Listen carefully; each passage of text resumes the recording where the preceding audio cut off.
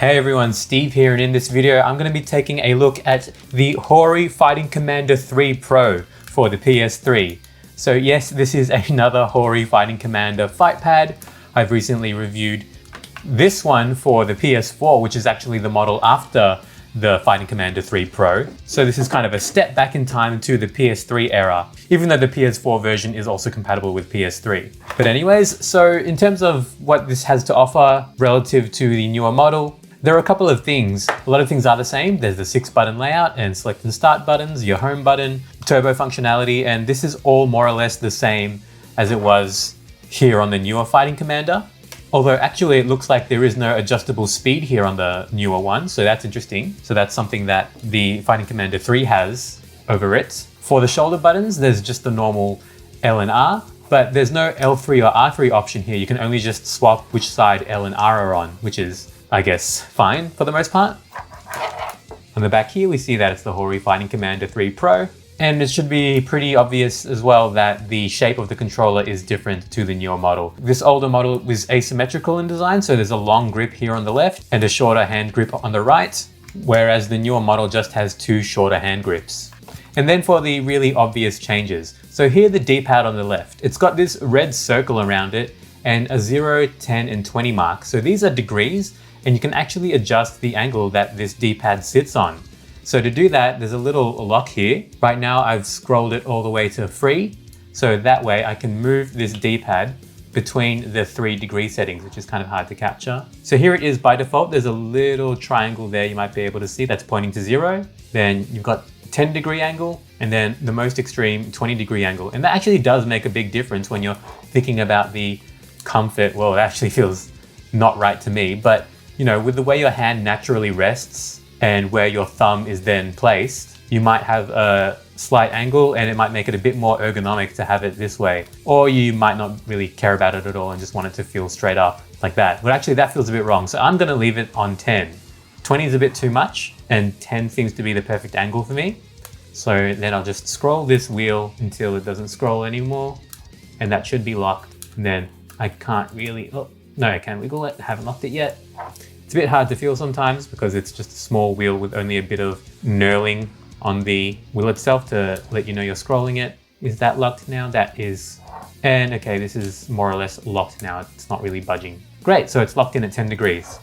And then the last feature on the back to have a look at is this little toggle here. So this actually affects the input range and basically the flexibility of the D-pad. So that means that this is a small range of flexibility, and this is a large range of flexibility, and in the middle with this dot is the normal range.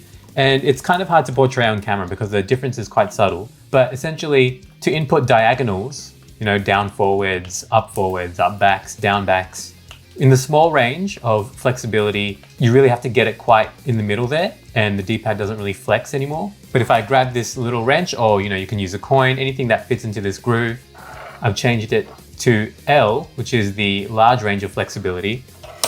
And the D-pad is just, you know, I can easily do down backs or down forwards by just placing my thumb here, whereas before I really had to get it right in the corner there.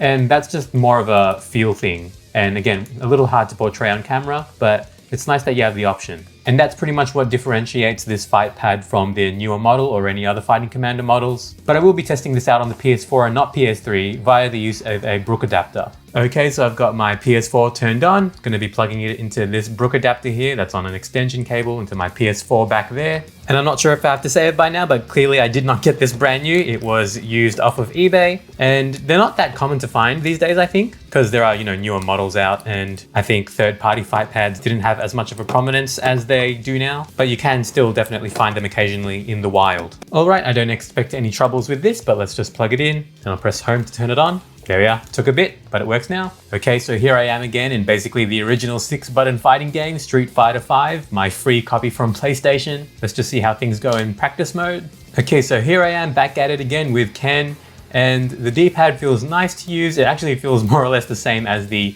newer Fighting Commander. You know, they're all just membrane D-pads, but the slight angle that it provides is quite good and kind of helps make it a little more ergonomic, I feel. Checking my buttons are correct. Okay. Should be good. And yeah, not much to it. I don't really need to use the shoulder buttons in this case, I guess.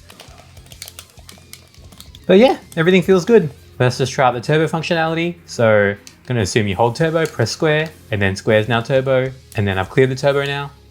Whoa, actually I think I've set it to the auto mode. Okay, now no turbo. So there's 3 turbo functionalities. There's turbo hold, there's turbo automatic, and then there's off. Just wanna see what happens when I make throw motions turbo. Okay, infinite throws.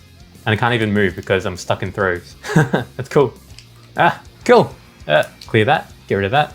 Awesome. I don't think I need to bore anyone with more arcade modes, so I think that's about it for this little playtest. And that'll do it for this video. It's just a really quick short look at this PS3 generation version of the Fighting Commander. As I'm recording this, I think Hori have opened up pre-orders for the newest version for the PS5 generation that I'm sure is going to be backwards compatible and compatible on PC as well. That one's got the analog stick. That'll be a new innovation in this space. But yeah, you know, there's only so much you can do to a fight pad to make it a little bit interesting. I actually really like this customizability that you have with both the angle of the D-pad as well as how stiff or loose, maybe that's what this stands for, stiff and loose. But yeah, how stiff and loose the diagonal inputs are. As always, if you have any questions, leave a comment down below and I'll answer as much as I can. If you enjoyed the video, I'd appreciate it if you could like it and subscribe. And if you haven't already, be sure to check out the other videos on my channel as there's a lot to see. Thanks again, and I'll see you next time.